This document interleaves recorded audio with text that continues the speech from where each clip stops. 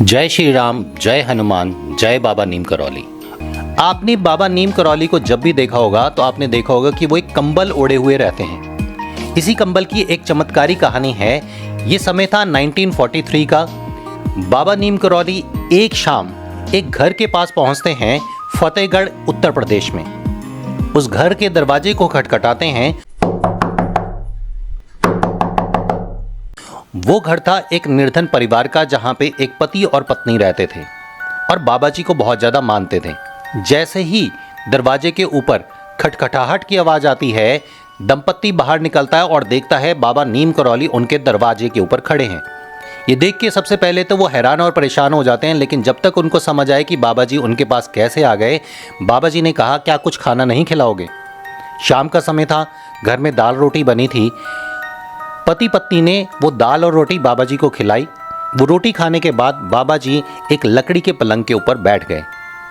पति पत्नी अभी भी बहुत ज़्यादा हैरान थे और उन्हें समझ ही नहीं आ रहा था कि बाबा जी यहाँ पे रात को कैसे पहुँच गए। बाबा जी ने कहा कि मुझे अब नींद आ रही है, जब मैं सो रहा हूँ तो कुछ भी हो जाए मुझे उठाना मत, मुझे जगाना मत। इसके बाद बाबा जी ने कंबल लिया और वहाँ पर सो गए।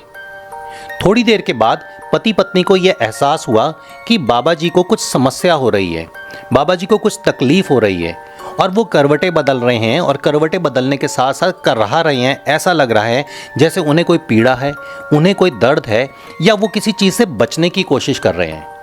पूरी रात पति पत्नी वहीं पे बैठे रहे और बाबा जी को देखते रहे कि बाबा जी बहुत तकलीफ में हैं, लेकिन बाबा जी ने आदेश किया था कि उन्हें उठाना नहीं, इसलिए उन्होंने बाबा जी को उठाने का प्रयास तो नहीं किया।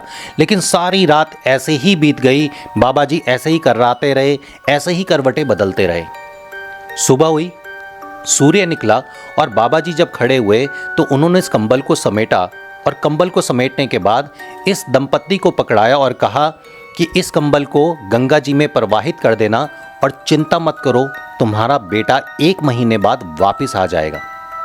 अब वो दंपत्ति हैरान और परेशान हो गया कि बाबा जी को कैसे पता कि हमारा बेटा पिछले काफ़ी समय से घर से बाहर गया हुआ है और कोई लौटा नहीं और ना ही उसकी कोई खबर है। ये बोल के बाबा जी वहाँ से चले गए। पति पत्नी ने बाबा जी का आदेश सुना और उस कंबल को लेकर गंगा जी में प्रवाहित करने के लिए चलने लगे।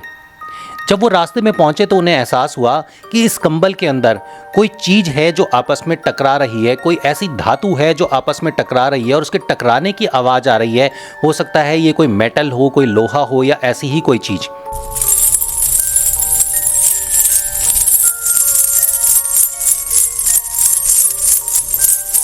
वो कंबल बहुत भारी था।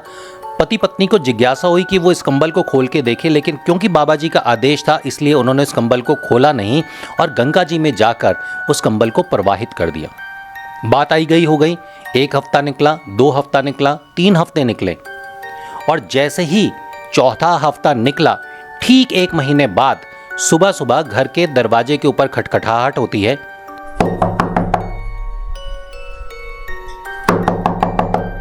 पति पत्नी बाहर आते हैं और देखते हैं दरवाजे के बाहर खड़ा हुआ है उनका बेटा। बेटे को सामने देखकर अश्रुधारा बहनी शुरू हो जाती है। बेटे को गले लगाते हैं और गले लगाने के बाद अंदर लेके आते हैं। बेटे से पूछते हैं कि तुम इतने समय से कहाँ गए, तुम तो काम करने के लिए गए थे। बेटा उन्हें बताता है कि मैं दिल्ली पहुँचा, दिल्ली पहुँचने के बाद मैं सेना के अंदर भर्ती हो गया और सेना में भर्ती होने के बाद उनके बेटे ने बताया कि 2nd वर्ल्ड वॉर में वो ब्रिटिश सरकार की तरफ से लड़ने के लिए बर्मा के फ्रंट के ऊपर गए हुए थे। एक रात लड़ाई के दौरान जापानी सैनिकों ने उनके ऊपर अटैक कर दिया और अटैक करने के बाद जब वो अचानक अटैक हुआ तो जितने भी मेरे साथी थे वो सारे साथी उस एक अटैक के अंदर मारे गए और मुझे एक पेड़ की छांव मिल गई, एक पेड़ की ओट मिल गई और वहाँ पे एक कंबल पड़ा हुआ था। मैंने वो कंबल ओढ़ा और किसी तरीके से बचने की कोशिश करी।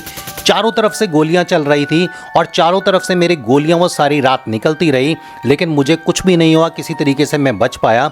सुबह और फोर्स आई और फोर्स आने के बाद हमने जापानी सैनिकों को पीछे खदेड़ दिया और मेरी जान किसी तरीके से उस रात बच गई। अब ये पति पत्नी को ख्याल आया कि वो वही रात थी 1 महीने पहले, ठीक जब बाबा जी उनके घर आए थे। बाबा जी ने कंबल ओढ़ा और बाबा जी ने जब वो कंबल ओढ़ा तो ये वही गोलियां थी उस कंबल के अंदर जो खनक रही थी जब ये इसे गंगा जी में प्रवाहित करने के लिए लेके जा रहे थे, ये वही गोलियां थी जो उस टाइम पे जापानी सैनिकों ने उनके बेटे के ऊपर चलाने की कोशिश करी, उसको मारने की कोशिश करी। लेकिन बाबा जी के आशीर्वाद से, बाबा जी के कंबल के आशीर्वाद से एक भी गोली उनके बेटे को नहीं लगी और वो सही सलामत घर वापस आ गया। ये एक विश्वास था उस दंपत्ति का नीम करौली बाबा के ऊपर, और ऐसा माना जाता है कि जो बाबा नीम करौली के ऊपर पूरा विश्वास रखते हैं, पूरी श्रद्धा से उन्हें मानते हैं, उन्हें ज़िंदगी में कभी कोई कष्ट नहीं होता। और अगर ही किसी कष्ट के समय आप बाबा जी को पुकार लो तो ऐसा हो ही नहीं सकता कि बाबा नीम करौली आपके कष्टों को ना सुने और आपको कष्टों को ख़त्म ना कर दें। बाबा नीम करौली बाबा हनुमान जी के अवतार थे, और शरीर से चाहे वो आज हमारे बीच में ना हो, लेकिन बाबा नीम करौली हमेशा आपके पास रहते हैं। अगर आप सच्चे दिल से उन्हें मानते हैं तो बाबा नीम करौली आपकी हर एक इच्छा पूरी करने के लिए हमेशा आपके पास रहते हैं। बाबा जी से दुआ कीजिए कि आप बाबा नीम करौली के दर्शन करने कैंची धाम जाएं। हम भी बाबा जी से प्रार्थना करेंगे कि आपको वो दर्शन जरूर दें, कैंची धाम जरूर बुलाएं। हम लोगों ने कोशिश करी थी कि कैंची धाम की पूरी यात्रा आपको कराएं। इस वीडियो के साथ 2 लिंक हैं। बाबा नीम करौली के दर्शन जब हमने करने के लिए गए थे तो पूरी यात्रा का विवरण हमने वहाँ पे दिया हुआ है, आप बाबा जी के दर्शन वहाँ पे कर सकते हैं।